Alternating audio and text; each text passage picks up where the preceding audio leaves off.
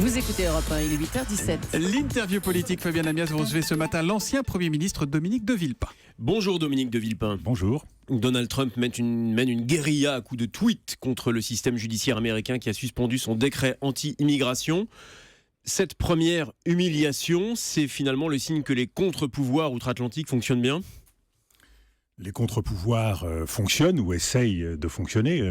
On ne connaît pas encore la suite de l'histoire. Il y a fort à parier que Donald Trump fera preuve de détermination. Ce qui est certain, c'est que celui qu'on annonçait comme un clown est à prendre au sérieux. Il est décidé à changer en profondeur les choses, à défendre une certaine idée de l'Amérique, mais surtout, on le voit dans les conséquences, avec un risque de déstabilisation de la scène internationale, une modification profonde des hiérarchies et des centres d'intérêt des États-Unis, dont nous risquons, nous, Européens, de faire les frais, et qui peut même aller jusqu'à une guerre commerciale avec la Chine, voire un risque de tension géopolitique avec l'Iran. Donc il y a une donnée extrêmement nouvelle qu'il faut prendre au sérieux, et cette diplomatie du tweet lui permet d'être en contact permanent avec son électorat. Donc c'est un populiste soucieux de garder ce lien de légitimité fort issu de son élection. Mais précisément, il y a maintenant 13 ans de ça, vous vous étiez opposé de manière spectaculaire aux États-Unis en refusant de faire la guerre à l'Irak. Aujourd'hui, peut-on s'opposer à Trump ou au contraire, doit-on dialoguer avec lui, avancer avec lui? C'est ce que suggérait par exemple à votre place il y a quelques jours Hubert Védrine.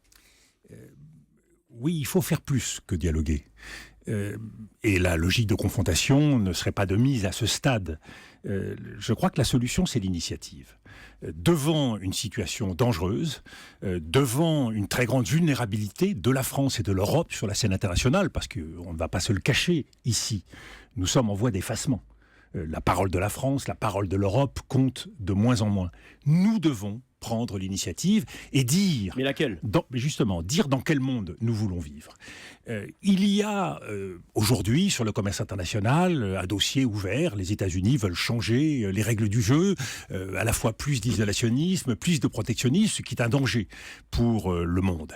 Nous devons dire notre volonté d'un commerce international organisé, régulé, notre volonté de trouver les bonnes réponses, notamment avec la Chine, puisque la question chinoise est aujourd'hui au centre de la table, fait peur aux États-Unis, fait peur au reste du monde. Nous devons dire notre volonté de travailler avec la Chine. Donc c'est l'occasion pour nous, Européens, de reconsidérer, de rebâtir nos alliances. Et de ce point de vue-là, finalement, Trump est une chance pour nous. C'est une opportunité. C'est une opportunité de renouer davantage avec des pays qui vont compter de plus en plus. C'est le cas de la Chine. Il faut dialoguer avec la Russie dans un esprit à la fois de fermeté, mais aussi d'initiative. Nous avons des grands sujets, et notamment l'architecture de sécurité européenne, à revoir avec la Russie. Dialoguer avec la Russie, mais maintenir néanmoins les sanctions qui pèsent sur la Russie tant fermeté que les troupes sur les principes. Nous ne pouvons pas passer par pertes et profits, la question de la Crimée. Et nous ne pouvons pas, sans concession de la part des Russes, avancer sur le dossier ukrainien. Donc chacun doit faire une partie du chemin. Je ne pense pas que la politique de sanctions ait été sage, mais néanmoins, nous ne pouvons pas céder sur toute la ligne avec la Russie. Nous devons avancer les yeux ouverts. Donc la diplomatie, aujourd'hui, doit être, pour la France et pour l'Europe, et ça donne tout son sens au tandem franco-allemand, doit être une diplomatie d'initiative, de proposition. Au Moyen-Orient, nous sommes complètement absents. Nous avons vocation, aujourd'hui, à reprendre le flambeau. Dominique de Villepin, vous êtes un homme qui avait coutume de gérer les crises. Vous avez géré des crises diplomatiques, on vient d'en parler. Vous avez aussi géré des crises politiques. François Fillon va sans doute s'exprimer très prochainement. Vous avez été secrétaire général de l'Élysée aux côtés de Jacques Chirac.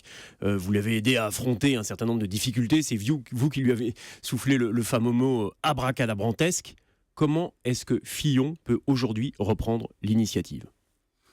Alors c'est une situation difficile, chacun le voit bien. Il y a de la colère, il y a des doutes, il y a de l'angoisse.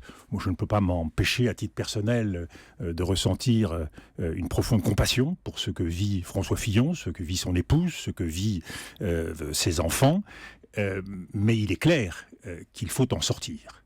Et la politique, l'honneur de la politique, c'est toujours d'agir, y compris dans les situations les plus graves. Comment est-ce qu'il peut sortir de cette crise ? Ça fait 15 jours qu'il est empêtré dedans. Parce que c'est le contexte qui s'impose à tous. Et c'est pour cela, moi qui ai pris mes distances par rapport à la politique, que je suis devant vous ce matin. D'autant qu'il y a un risque important de voir aujourd'hui Marine Le Pen gagner l'élection dans notre pays. Et elle peut habiller de toutes sortes de belles paroles son projet. C'est un projet qui mettrait à mal la société française et les intérêts de la France dans le monde. Donc comment faire ? Je crois qu'il faut bâtir ce que les diplomates appellent une séquence. La première séquence, c'est qu'il faut reconnaître que François Fillon est arrivé en tête, qu'il a gagné les primaires. Il doit donc pouvoir mener le combat, défendre à la fois son honneur et défendre son projet. Pour cela, il a sans doute encore quelques jours. Je crois qu'une opération vérité où il mettrait tout sur la table, et peut-être un peu plus.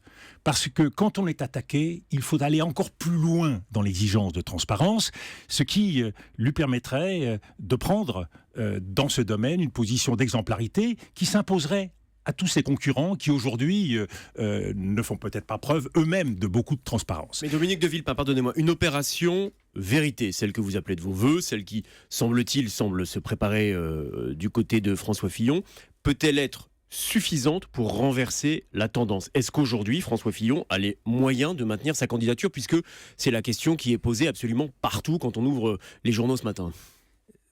Une opération vérité qui mettrait tout sur la table, à travers une conférence de presse où vous faites face, à travers une grande émission de télévision, à travers une interview, peut-être. En tout cas, il est normal que François Fillon puisse mener ce combat jusqu'au bout. Mais une fois de plus, c'est une question de jour. Car quand vous êtes engagé dans une élection présidentielle, il y a la question personnelle qui compte. Mais si vous êtes empêché d'aborder les enjeux politiques, vous ne pouvez pas faire campagne. Et les Français ne peuvent pas être privés d'un débat politique et d'un débat démocratique sans faire le jeu des extrêmes. Et ça, c'est extrêmement grave. Donc si cette séquence, cette première étape, cette première séquence ne permet pas, et nous le savons tous, dans une campagne présidentielle, les sondages jouent un rôle décisif. S'il s'avère que François Fillon est exclu du deuxième tour au terme des sondages des prochains jours, eh bien, il faudra en tirer les conséquences. Et je crois que, sans aller jusqu'au psychodrame, il y a la possibilité d'un consensus qui pourrait se faire au sein de la famille de la droite et du centre, sans rouvrir la boîte de Pandore des primaires. Vous savez que j'ai toujours été opposé à ces primaires, que ce soit pour la droite et pour la gauche. Il y a la possibilité d'un consensus. Pourquoi ne pas appliquer la règle qui s'applique dans le domaine sportif, aux Jeux Olympiques, dans tout championnat, celui c'est le numéro 2 qui prend la médaille, si le premier est disqualifié. Si le premier est disqualifié, c'est le numéro 2. Mais encore faut-il, parce que la politique a ses règles, que celui qui serait en position de prendre le flambeau bénéficie de la légitimité suffisante, du soutien suffisant. Ça implique donc deux choses, à mon sens. Pardon, il faut nommer les gens, Dominique de Villepin. Là, on est en train de parler d'Alain Juppé, nous sommes bien d'accord. C'est Alain Juppé qui est arrivé numéro 2 de la primaire. Donc, je précise que, étant loin de la politique, je n'ai pris de contact avec personne. Et si j'avais pris un quelconque contact avec ma famille politique, je pense que je ne serais pas devant vous ce matin. Donc, Alain Juppé, pour vous, fait figure de candidat naturel si, au terme de la séquence que vous appelez de vos voeux, François Fillon n'arrive pas à renverser le cours de l'opinion. Si on garde comme point de départ la primaire, et c'est une fidélité qu'on doit aux électeurs de la droite et du centre qui se sont mobilisés nombreux, celui qui, derrière François Fillon, si François Fillon est empêché, a le plus de légitimité, c'est Alain Juppé. Comment renforcer la légitimité de celui qui est arrivé numéro 2 si le numéro 1 est empêché? La première source de légitimité, c'est que celui qui a gagné le propose comme successeur. Ce qui permettrait à François Fillon d'insister sur les quelques points essentiels de son programme qu'il souhaiterait voir repris par Alain Juppé. La deuxième source de légitimité, c'est celle qui vient d'en bas. Ce serait de faire ratifier cette proposition de François Fillon par les enceintes responsables de la droite et du centre, Conseil national, Congrès, ce qui mettrait Alain Juppé en position de reprendre le flambeau, en position de force pour ce faire, sachant que le jeu politique est fluide. Il y a aujourd'hui deux personnes qui peuvent battre Marine Le Pen. Il y a le candidat de la droite, François Fillon ou Alain Juppé, et il y a Emmanuel Macron. Alors précisément, Emmanuel Macron, vous aviez déclaré il y a quelques temps, c'était juste avant les fêtes de Noël, qu'il était le seul candidat qui s'adresse à l'ensemble des Français. Il enchaîne les meetings où il remplit les salles. On attend toujours d'ailleurs de voir quel sera son programme. Est-ce qu'aujourd'hui, finalement, sa façon de transcender les partis, le dire, reconnaît la droite et la gauche, mais il veut se placer au-dessus, c'est peut-être pas paradoxalement le plus gaulliste de tous les candidats. C'est une démarche neuve, c'est une démarche originale et c'est effectivement une démarche qui tranche avec la logique partisane qui s'est imposée à travers les primaires. Et c'est pour cela que j'ai toujours condamné les primaires. Donc effectivement, Emmanuel Macron bénéficie de cette démarche originale. Il a par ailleurs le bénéfice également de la jeunesse. Il y a une volonté de changement qui s'exprime en France. Il se trouve aujourd'hui en position favorable, mais difficile. Faire la course en tête, François Fillon, c'est quelque chose, c'est prendre le risque de devenir une cible, et c'est par ailleurs prendre le risque de bénéficier de beaucoup de ralliements, parfois intempestifs, ce qui vous use. Il vous séduit, Emmanuel Macron. Est-ce qu'aujourd'hui, c'est votre candidat ? Trop de casque à plumes, trop de soutien risque de le placer en position de défenseur du système, ce qui n'est pas le positionnement de départ d'Emmanuel Macron. Ce que je crois important, c'est que le débat démocratique ait lieu. Emmanuel Macron, François Fillon ou Alain Juppé, que ce débat démocratique puisse aller jusqu'au bout et que ce ne soit pas par frustration, par insatisfaction, par colère que les Français votent, ce qui évidemment ferait le lit du Front National.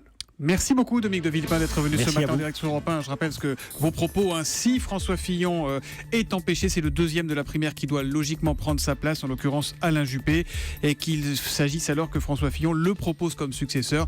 Ça serait dans un second temps. En sportif et en marathonien. On a bien entendu. Merci beaucoup Pas Dominique en responsable de Villepin. politique.